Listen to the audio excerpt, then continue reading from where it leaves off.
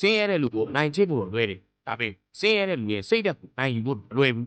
ကျွန်တော်တို့မိသားစုကမချမ်းသာအဖေကနေမှုမိုးရာမရှောင်အလုပ်ချမ်းလုပ်တယ်အမေကမနှက်မိုးမလင်းခင်ထပြီးဈေးရောင်းတယ်ဒါပေမဲ့ဆွေမျိုးတွေကတော့ကျွန်တော်တို့ကိုအမြဲအထင်သေးခဲ့ကြတယ်အိမ်လာရင်မျက်နှာတည်းစကားပြောရင်အထက်စီးကဒီမိသားစုကဘာမှဖြစ်လာမှာမဟုတ်ဘူးဆိုတဲ့စကားတွေကိုမကြာခဏကြားခဲ့ရတယ်တခါတလေအဖေကိုကြည့်ရင်ကျွန်တော်ရင်ထဲနာတယ်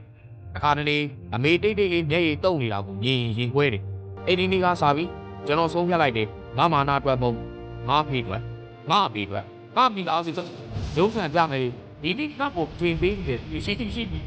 ငါအိမ်ထဲမှာပတ်စံမရှိသေးဘူးငါဘွားကလည်းမပြေတော့ဘူး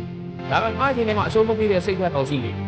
ဒီနေ့အဖေအလုံးချမ်းမလုပ်ရတော့အောင်ဒီနေ့ဆိုးမထွားတော့ကျွန်တော်ကြိုးစားစင်းရလို့အထင်ကြီးခက်လိုက်စားချင်ဟုတ်ကျွန်တော်မိသားစုရဲ့တန်ဖိုးကိုတက်တည်ရတတိယပါဒီနေ့ပြင်ကိုအထင်သေးနေတဲ့သူရှိဘာမနေနဲ့ဒီကိလေးကြိုးစားလိုက်ပါဒီနေ့မင်းရဲ့အောင်မြင်မှုကသူတို့ရဲ့အခြေဖြစ်လာတယ်ဒီကိုတစ်ခုလေး